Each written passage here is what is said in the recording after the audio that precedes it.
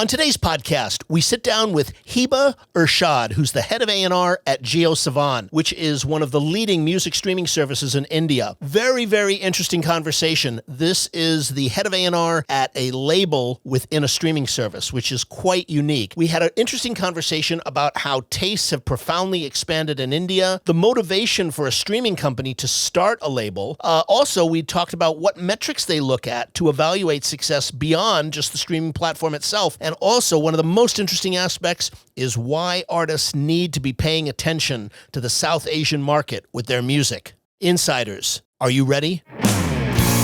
Welcome to MUBUTV's Insider Podcast, where our mission is to educate, empower, and engage artists and music business professionals who are dedicated to having a successful career in the new music industry. Here are your hosts, Ritch, Esra, and Eric Knight.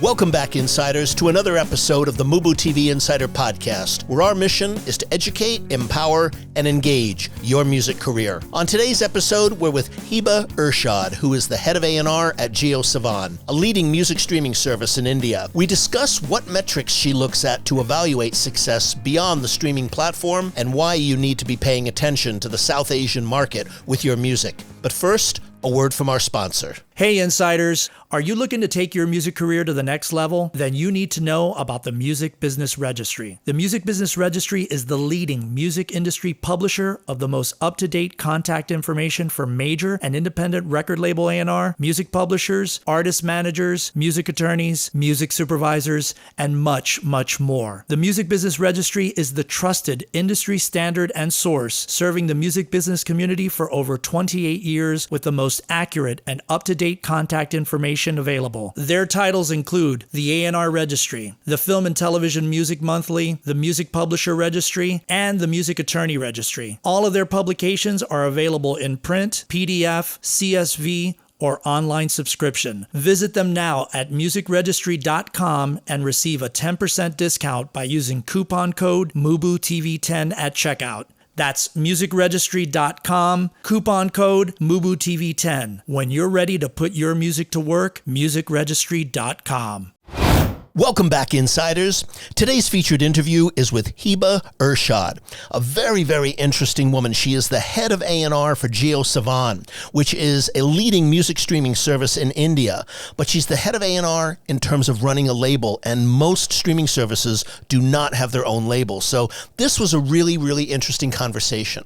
Absolutely. I think it was very interesting from that perspective that you're bringing up, that it's not only a streaming, it's a record label within the streaming service. So I think this is going to be a very unique opportunity for our insiders to be listening to this episode, because it offers new opportunities that you might not get anywhere else. Absolutely. And she gets into the whole thing of the kind of parameters that they're looking at beyond just the success on the service itself and what she looks for. So that I thought was a really interesting thing. So with that, insiders, sit back, relax, and enjoy our featured conversation with Hiba Irshad. Hiba, thank you so much for joining us. We really appreciate it. Thank you so much for having me, Ritch. Hiba, when in your life did you know that the music business was going to be your professional career path? So I actually didn't know. I had no idea. I started out doing healthcare research, but I've always been deeply passionate about South Asian entertainment, not necessarily music, but my dad actually asked me to download this app that I had never heard of before called Jiosaavn. And I said, why not download Spotify? And he said, no, this is the app that my friends told me to, consume Indian content through. So I downloaded it for him, and next thing you know, I came to New York, met the team, and 2 months later, I joined Jiosaavn, and that's how I started my career in the music industry. Wow, that's we've not heard that story before. That's very interesting. I've grown up listening to Indian music. I was born and raised in the States, but spent all of my summers in India, and continue to go back for work now, but. Just deeply passionate about the music industry in India, and I've learned so much about it, of course, being a part of Jiosaavn and building a lot with their original content. Hiba, let me ask you, how does being a director of A&R at Jiosaavn differ from a traditional label? So it's very different because Jiosaavn is first a music streaming platform. So we use a lot of data to not really inform all of our decisions. Of course, we still really believe in just listening to your gut and intuition. However, the data that we have available to us on the platform leads us to certain genres that are coming up, and we're able to see trends. We're able to see which artists are tracking and where, what their demographics are. So I think it's helped guide us, and it would be much different, to be an A&R without having access to all of that data. You developed and launched Jiosaavn's in-house label, Artist Originals. Yes. What was the motivation behind it, and has it presented any conflicts of interest with the labels that you stream on the service? Sure, absolutely. So the first year that I joined Jiosaavn, we had a brand ambassador program called Artist in Residence, where we were just working with independent artists across India and helping support their content on our platform, and also funding marketing initiatives for them. We were very limited in what we were able to do, and so that led us to launch our label, Artist Originals. It's been 5 years since we've had the label, and there was a lot of pushback initially. There definitely was. In our first year, we actually didn't release too many records, but it was a song that I actually A&R'd that kind of changed the entire landscape. It's called Bomb Diggy. And it blew up. And so the labels were, very worried and concerned initially, but as a business and as a label, we were very respectful, and we didn't go after artists that were signed to the other labels in India, or if they had any sort of exclusivity. We stayed away from them. It was all word of mouth. And I think after, the first year and a half, 2 years, they really kind of cooled off, and they understood that, look, there's a lane for all of us, and the kind of content we're putting out was very different from what they were doing. For our audience, which is mainly comprised of up-and-coming artists, can you talk about what is happening with the music explosion and growth in the South Asian market, and and why artists need to be paying attention to this market for their music?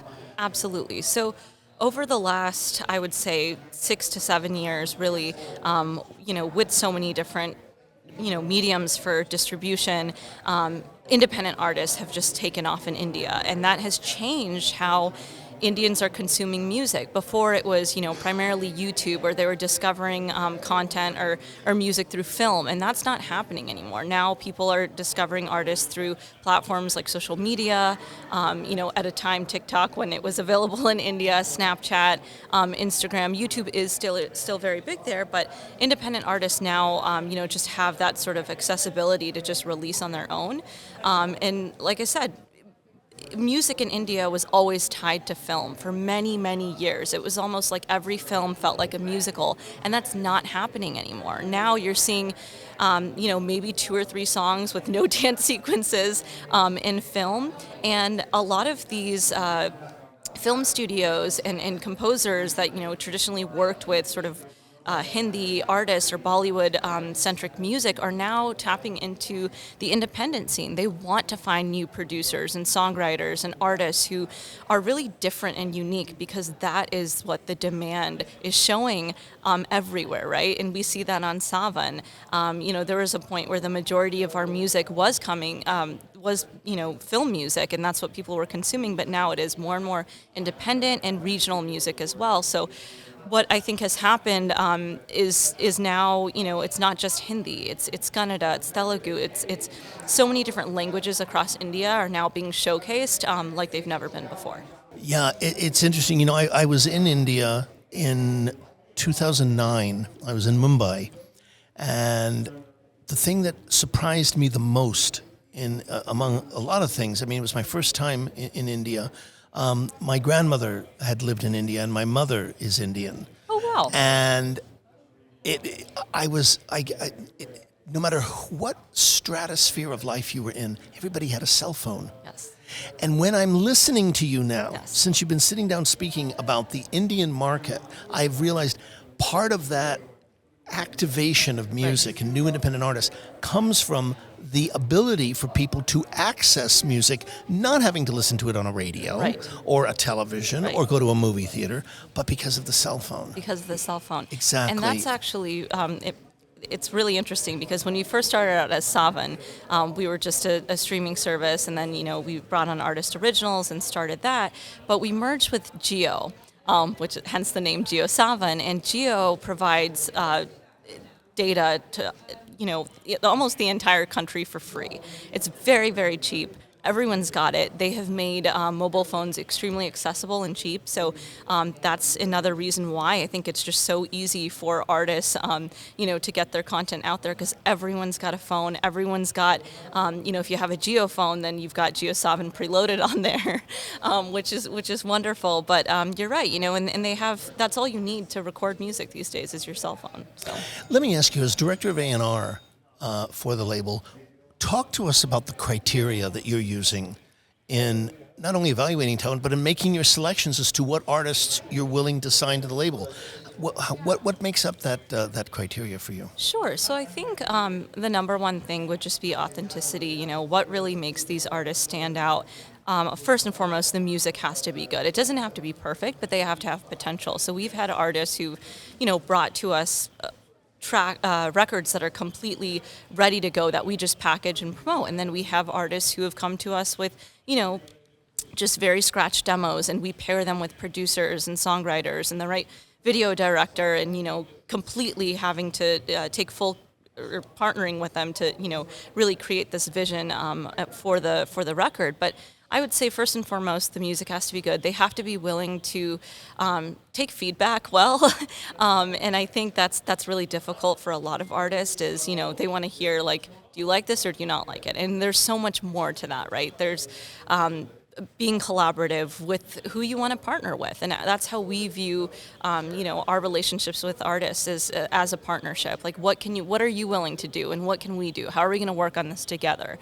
If it's people in your network that you want to work with, let's decide and figure out who those are. If there are other artists, if there are people who can help promote your content on social media, what kind of relationships can we leverage from each other? So I think that is really important. At first, we really thought we'd be using a lot more data, but it really went the other direction, and it's almost completely on intuition and gut for A&R. No, that's fascinating to hear. Yeah. Absolutely. Let me ask you, are there any unique factors that a Jiosaavn, being a streaming service, can offer an artist than a traditional label?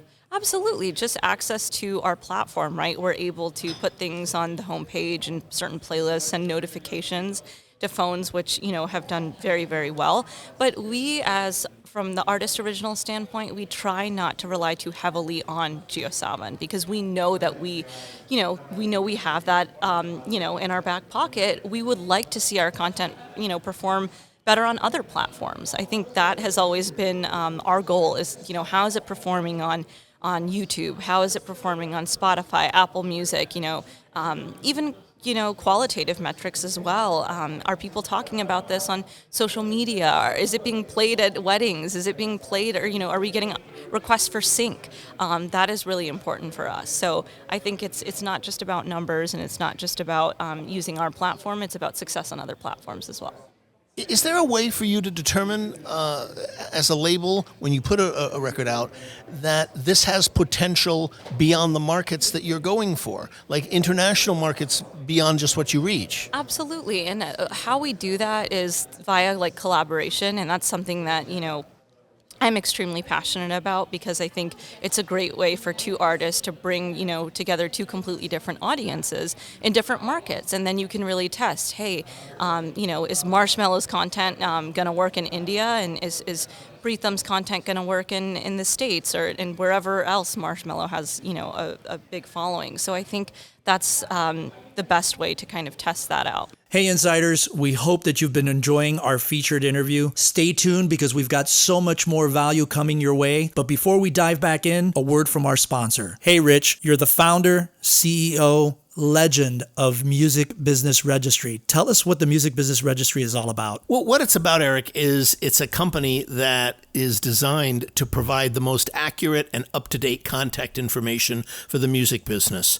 So if someone is looking to reach the A&R community, if someone is looking to reach music publishers, if someone needs to reach artist managers, if someone needs to reach music attorneys, if someone's looking to place their music into film and television and needs to reach all the music supervisors, that's the contact information that we provide. We've been doing it for 28 years. We're sort of the industry standard, if you will, for the music business, and have been serving them since 1992. So that's what we do. Amazing. So if I wanted to find out about, let's say, A&R people from Warner Brothers, let's say, I can just go in there and find that in the A&R registry? Absolutely. You'll find all of the Warner Brothers in there. You'll find the Warner Brothers in LA, Warner Brothers in New York, Warner Brothers in Nashville, Warner Brothers in London, Warner Brothers, probably in Australia as well. So those are the main territories that we cover. Amazing. And we're offering all of our insiders right now that are listening, if you visit musicregistry.com and use coupon code MUBUTV10 at checkout, you'll get a 10% discount off your first order. That's musicregistry.com, coupon code MUBUTV10. Anything else you want to say, Rich? Well, when you're ready to put your music to work, musicregistry.com. Being that you're a streaming service, what is the deal structure that you typically offer artists that you sign? Are you guys offering marketing? Is it a long-term deal? Is it a short-term deal? Do you take publishing? Is there a recording budget? Absolutely. So yes, it does function as a traditional label, but compared to other labels in the territory, we are very, very artist friendly. We don't tie artists down to long-term deals. So far, it's just been, project by project basis. Sometimes we'll throw in right of first refusal on a couple of, the projects. But other than that, it's non-exclusive deals. There are artists that we'd like to develop long-term that we would explore doing more of a long-term deal with. And the artists always have the option to come back and work with us. Yes, we do work with Downtown Music Publishing to administer publishing. We split publishing 50-50, and typically for most of our label deals, we do own the master recording. Let me ask you, how important is, I'm trying to phrase this in the right way, because in America or in a lot of parts of the world, what you do, one of the criteria factors is the team involved in an artist. Their manager, because and the reasoning is they want to know if they're going to put time, money, effort, energy, and focus into this artist, right, that their efforts can be supported. Right. How important is an artist team to you when you're signing an act to Jiosaavn? I love that you asked that question because it's extremely important. An artist team can make or break their career. We've seen that a lot. There have been artists who are incredibly talented and they don't have a professional team around them, and they're just not willing to listen, and it's very, very difficult. They don't have those connections in the industry. They don't understand how the industry works. And I think especially when I see a lot of the times friends or family, it's a different sort of relationship, and so it's hard to have that professional boundary, which makes things very difficult. So there are cases where we've suggested management. A lot of our artists have been completely fresh and have not had management, so we'll put them in touch with the right people, and if it works out, great. But that is extremely important and a huge factor in whether or not we're going to sign an artist. Okay, that's great to hear. What are some of the more innovative ways that you've been seeing unsigned artists marketing themselves? Absolutely. So unsigned artists, I think, of course, just like using different platforms. I never expected platforms like TikTok or even Snapchat to sort of break some of these artists and some of these records. So I would definitely say those for unsigned artists are probably some of the best ways, using social media, using influencer marketing. Those are some of the best ways and easiest, right? If you're an unsigned artist or an independent artist, some of these big brands aren't going to go after you.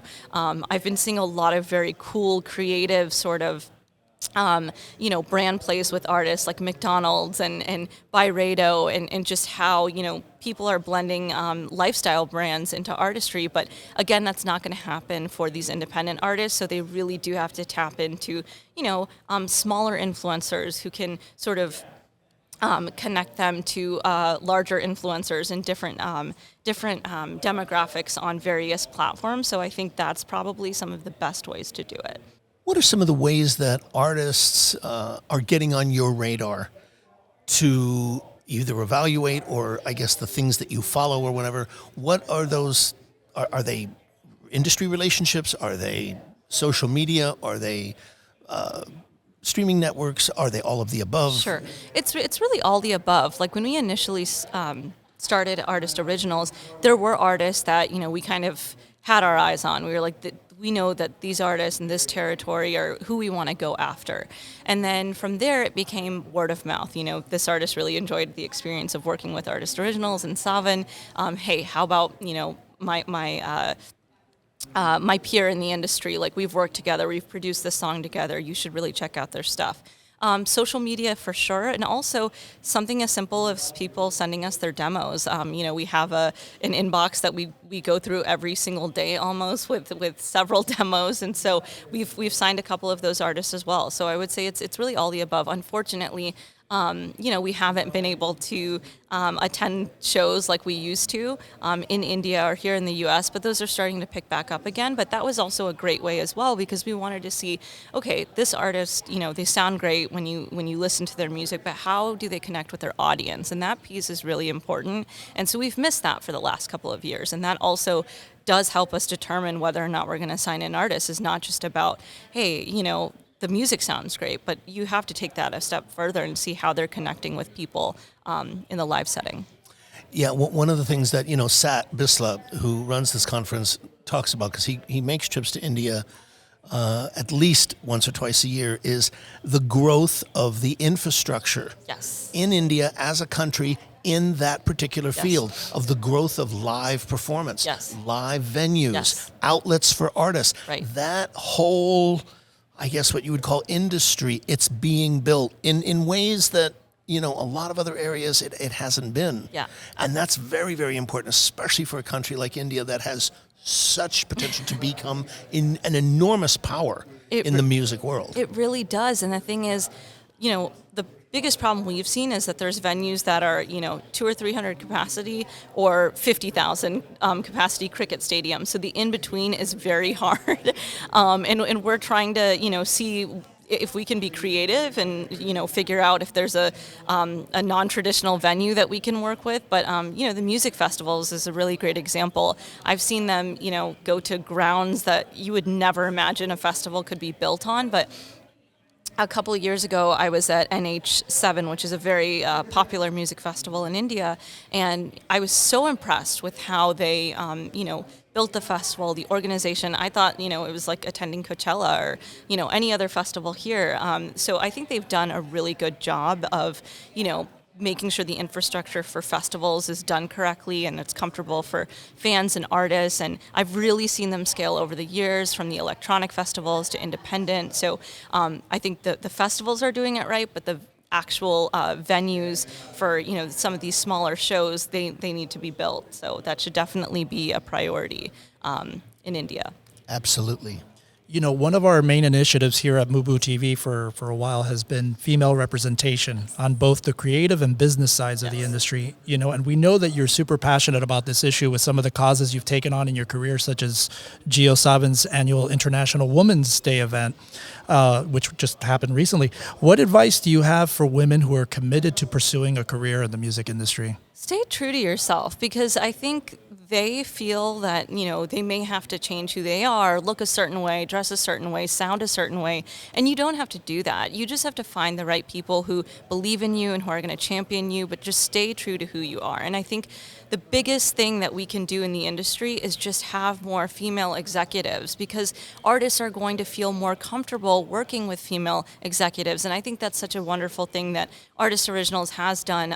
Me and my colleague Layla, we essentially, we run the label, and we're some of the only female music executives in India. And we've drawn in so many female artists, and it's wonderful to see, independence rising in India, but there are very, very few female artists. So I am very proud that we've been, a haven for them, a safe haven for those artists, and been able to just support them and really just help them stay true to who they are. Hiba, in your life, have there been any books or films that have really inspired you, professionally speaking, that you can recommend to our audience? That is a tough question. Okay. I'm not the biggest reader. However, I did read recently Reed Hastings' No Rules Rules, which I thought was phenomenal, and I learned so much about Netflix, and there were so many inspiring stories in there. And I think that's a book that I would recommend to anyone, and you can apply it to any industry, really, just about not giving up and working with the right people and talent density and,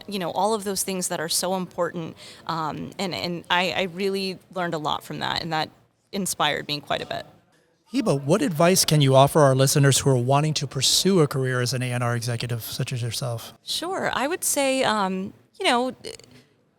You don't necessarily have to stay on top of what's trendy, right? If there is an artist or, a genre that you believe in and it's not, top 40 or, whatever, you should just go after that, and you should carve out a space for yourself. And I think that a lot of the people who are, A&Rs and work at labels, they think that they have to, maybe listen to this genre or know of these artists. But if there are artists that you're passionate about, they don't fall under a specific genre, you can carve out your own lane and really rise the ranks that way, because you will be an expert in that field that no one else is. You're not just listening to everything that everyone else is listening to. So I would say that's my biggest piece of advice. And for artists wanting to pursue a career as a professional recording artist in their lives, what advice do you have for them? Again, I think number one would just be staying authentic and true to yourself, but also aligning yourself with the right teams and being open to feedback and being, as collaborative as you can be, because I think that's what opens up so many doors, is when you're working with people, who are completely different than you and can, and can share a completely different skill set and network. And that is so important, right? A lot of artists, I think, they're too afraid to work with people who, don't necessarily make a certain type of music or write music the same way. And that's really not going to help you grow creatively. Like, you have to be willing to, explore a completely different subset of people that, you're used to working with. And I think that is what's going to help your career. Hiba, thank you so much for doing this. Thank we really, you really so appreciate much. it. Thank you. This was so wonderful. Thank you. Wow, what a fascinating conversation. I don't think you and I have ever spoken with anyone who runs A&R inside of a streaming service. I mean, It was fascinating from that regard. And the most interesting thing I thought initially when we were talking to her, Eric, was the fact that, India as a market has been, India has the largest film market in the world. Right. No country makes more movies than India. But that has radically affected their musical choices for the last 30, 40 years. Most of the music that came out of India was all because of Bollywood. Right. And now, over the last 4 or 5 years, because of technology, this is changing. And that was something that I thought that was really fascinating about what she was talking about, is how the music elements of what India's tastes are among the youth, which is 75% of the people in India are under 30, has radically changed because of technology and because of the fact that they have access to this. That's really interesting. Yeah, one of the most fascinating things was that, I thought from her, just from an impressive standpoint, was that, she had no idea that she was going to have a career in music until she discovered Jiosaavn. Yes, absolutely. Yes, that was fascinating. I mean, most people have, especially in her position. Right. And she's only been in this for like a couple years. Yeah. Yeah, that was really, really interesting. The thing about the label that I thought was so interesting within the streaming service is the metrics that they looked at, how they evaluated success beyond just the streaming platform. Right. And they look at other factors, other streaming services, other elements within social media. Yeah. Right. How well is it responding? Is this just something that their own streaming services are pushing, or is it really going beyond that? That's an interesting metric that they're looking at beyond their own ability. Yeah, and one of the other great things that I thought was how she's very into encouraging and empowering other female professionals, which has been one of our primary objectives here at MUBUTV, is Absolutely. Exposing more executives and people that are coming up, whether they're musicians or on the business side. And I believe they have a program that they do where they're trying to expose more talent from the female pool of the music industry. So I think it's another great opportunity within Jiosaavn. Absolutely. She leads that initiative for Jiosaavn, and she talks about that. She talked about that extensively on how she led that, and how it's so important for independent female artists to have more representation in India. But the final thing that I thought was the most interesting to me, because it's really something that I think will give our listeners a real insight into the changing nature of the world of music, is why South Asia is such an important market for them. Yes. For you guys out there to realize the power of that market. It's going to become, I believe, over the next 5 to 10 years, the most important market in the world. Yes. And the reason for that is because the growing nature of the population, the age of the population, is going to have such a profound impact on music. So you need to be knowing what's going on there. You need to be knowing, because you're probably going to be touring there if you're a professional artist over the next couple of years. And we've had other conversations about this. So absolutely, look for the South Asian market. It's one of the most important things that you could be focusing on today.